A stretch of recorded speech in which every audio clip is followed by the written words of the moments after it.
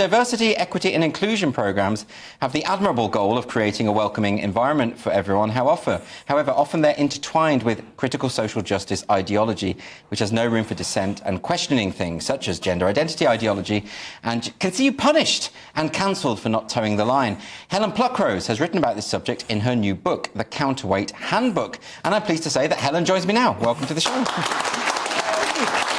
Now, Helen, your new book, Counterweight Handbook, you might have to explain what the metaphor of the counterweight is. It's based on an organisation that you had set up a number of years ago. Could you tell us a bit about it? Yeah, right at the height of all the protests in 2020, people setting up diversity, equity and inclusion training in workplaces, I started getting hundreds of emails a day. That's not an exaggeration. Some of my colleagues were getting up to 1,000 of people who were suddenly in jobs that hadn't been hit by this before. Yes. But then were being asked to affirm things they didn't believe.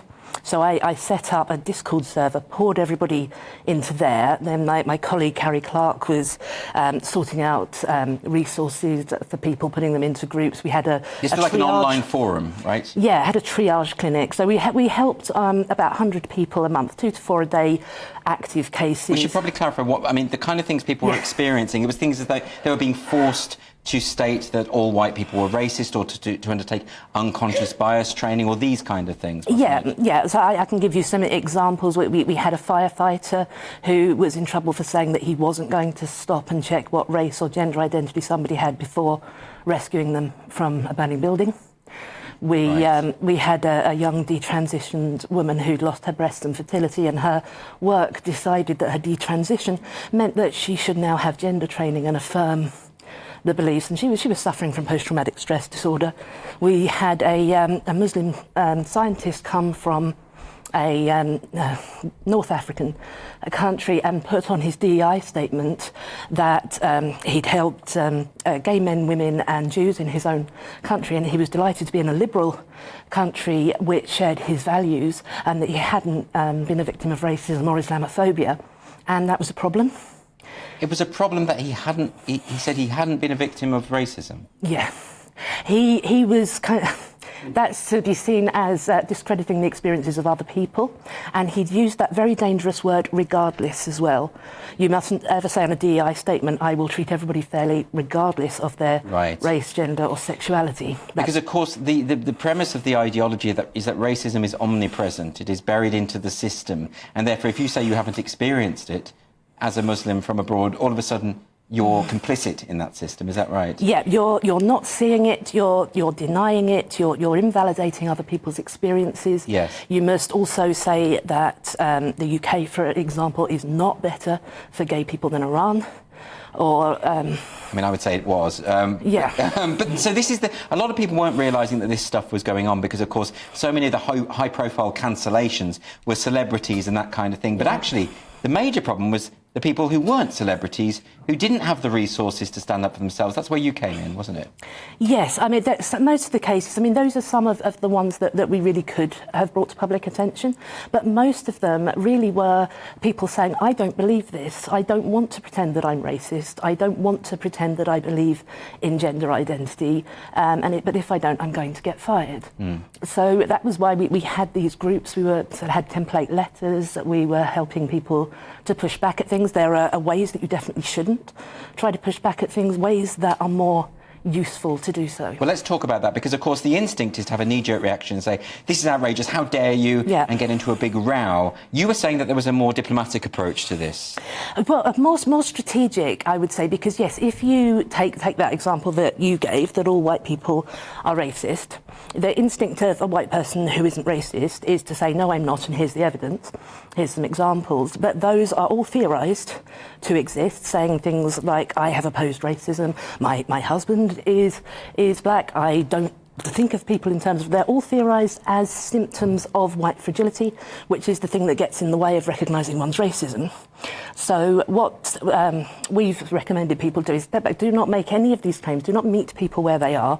Instead say, I understand this belief, this framework, I don't hold it, I am a liberal, and I believe that people can evaluate ideas for themselves. I am a Christian. I believe that we have God-given free will. I am a conservative. I believe in personal responsibility to address these things. I'm a socialist. I believe that that class divisions are the bit, whatever it is. But coming at it from this point, just saying, I do not share your belief, I hold these beliefs, and I will oppose racism, sexism from those. So this it gets to the nub of the problem, is that one particular belief system, one ideology has been imposed on everyone else as the norm in the workplace. And it would be like, I suppose, everyone having to declare their faith in a particular god at the start of every day's work. But it's now just DEI. Yes, exactly. And quite a lot of people are saying, but surely it's just being kind to everybody, it's just being fair. And no, there are so many ways that you can do that. And this is why it is often very useful to push an employer back to a point where they have to say, no, you cannot oppose racism from a liberal humanist perspective. You have to oppose it from this one. Then they are directly challenging a respected philosophical belief, or in the case of Christianity, a respected religious belief. And then you actually have grounds to do something if you want to. But more often, because quite often employers' HR departments don't quite seem to realise what they are imposing on people. No, I think that's a big part of the problem. I mean, to give a very specific example, obviously Regent Street at the moment is covered in the Progress Pride flag. Corporations are flying that flag absolutely everywhere. For an awful lot of gay people, that flag represents homophobia. For an awful lot of women, it represents misogyny, because that flag is flown by the ideologues who have presided over one of the worst medical scandals in our history, which has predominantly affected young gay people. People don't understand that complexity. People don't see it as divisive. They just see that flag as we are kind to gay people, when it's not that at all.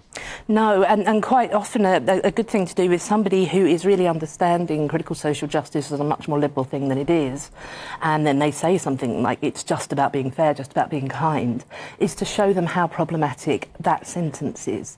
To say that, to say woke is just about being kind, is to entirely invalidate African-American history, whitewash the situation, appropriate a movement, and you would be cancelled for actually saying that. Well, because the word woke comes from African-American vernacular. A white person saying woke is just about being kind, it's just about being fair, is extremely problematic. So your perspective is to come at it from the liberal perspective, and your argument is that what we call wokeness, or critical social justice, as you refer to in the book, is not liberal. It's actually an anti-liberal movement. A lot of people won't know what you mean by that.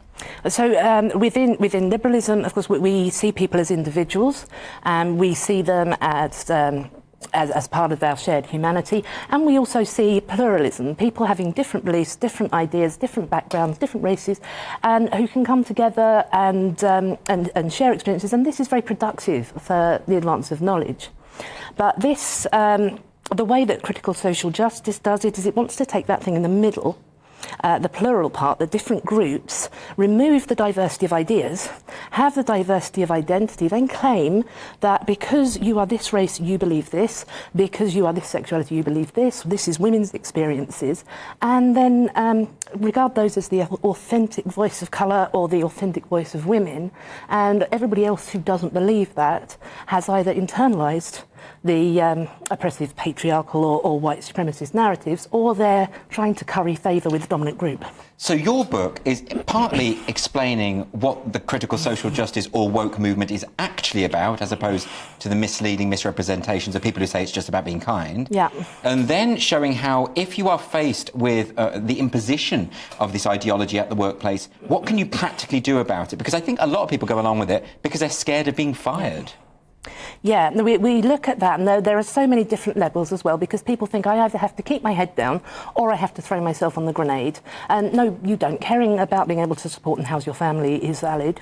So look at how secure your job is, how important it is if you stay in your job. We don't want all the teachers, therapists, medical practitioners to get fired in university. We want them to actually get into the field. Yes. So you can take a stealthy approach where you just keep your head down and so that you can live to fight another day, or a gentle approach where you just you don't contribute to the preference falsification. You don't go along with it so that everyone else in your workplace thinks that there's a consensus that supports these ideas, which statistics show very few people do. Yes. And if you can step back from that, if you can say some more sort of general things about treating people as an individual, judging somebody as they are, then you can start to pull down that false impression that absolutely everybody is woke. And when people have followed your advice about this, you have had many successes, and employers have, because a lot of the time they're imposing this without realising what it is they're imposing. They are open to discussion, aren't they? Some of them are open to discussion. They realise what it is that they're actually advocating. Others become nervous when they're sort of pushed back to saying, no, you have to believe this specific thing. You can't just oppose racism from your own values. Yes. And of course, in some countries, depending on how it works, there are legal precedents, so they will know then that there could be a problem for this. So we advise to come from a place of knowledge. I know these ideas. I don't share them. Come from a place of principle. These are the values against racism, sexism, everything that I do hold, and then approach it strategically. Once you've sounded out. I think this is very, very important, because I've interviewed an awful lot of people who've been cancelled, fired, demonised by their employers. But if people get your book and follow your advice, they can preempt that. They can get in before any of that happens, can't they? This is what we find, yeah. If there's, we have our traffic light system, so when it starts emerging, you start by asking questions. Here are some resources. You're going to do this unconscious bias training. Here are some leading experts in the field who are saying why this doesn't work. Here are some approaches that do work, and really, sort of in a cooperative way, you may need to get firmer and say that this is an unacceptable denial of my freedom of belief and speech. But yes, that negotiation, because there's a lot of organisations working from the top down, trying to reform things by law or institutional policy, and that's all very good. But what I felt we needed was a sort of bottom-up grassroots movement, people all over in various different fields, understanding what the theories were about and being able to question and challenge them from a principled standpoint. So the book is The Counterweight Handbook. It outlines all of these things that we've been talking about. It's out now, isn't it? It is, yes. It came out last week, and the audiobook's out in a couple of days. Fantastic. Are you narrating the audiobook? I am. Brilliant. There we go. Well, Helen Pluckrose, congratulations on the book. It's absolutely fantastic, and I hope people buy it, and it's very, very helpful indeed. Helen Pluckrose, everyone.